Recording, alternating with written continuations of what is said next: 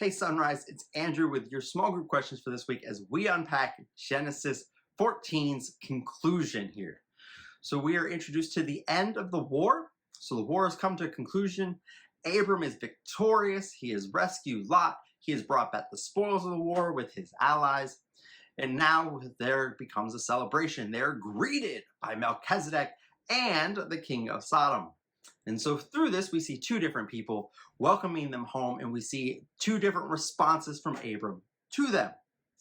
So as we work through this text, what's the importance of this text in concluding chapter 14 for us and setting up chapter 15? How does this text help us bridge this gap in this transition in our narrative? Also, as you work through this text, why is the response to Melchizedek so important for our understanding of Abram? And also for our understanding of worship as a whole.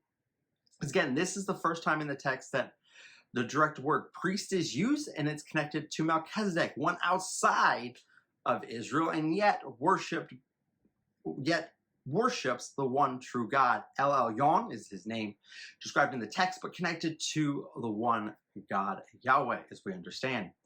And so as you unpack this, what does it teach us about Abram's faith? What does it teach us about Abram's faith as we see the difference in responses?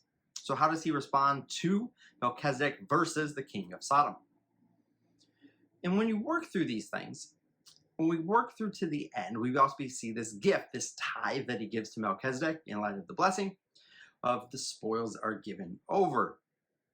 So what does this teach us about Abram's faith, where his hope relies?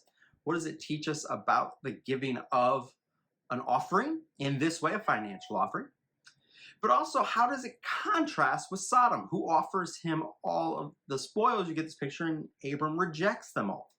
He's not willing to receive spoils, but rather only trust in the Lord. What does it teach us about Abram's faith and how we have begun to see a shift more and more through this text leading to 15? Hope you'll spend some time unpacking this text. I hope that you'll come ready to hear the word proclaimed and also to receive the word as we spend time at the Lord's table. Hope that it'll be an encouraging time around the world, and then of course in our small groups as we dive into these things as we conclude chapter 14 together. Hope you guys have a great weekend. Can't wait to worship with you guys on Sunday.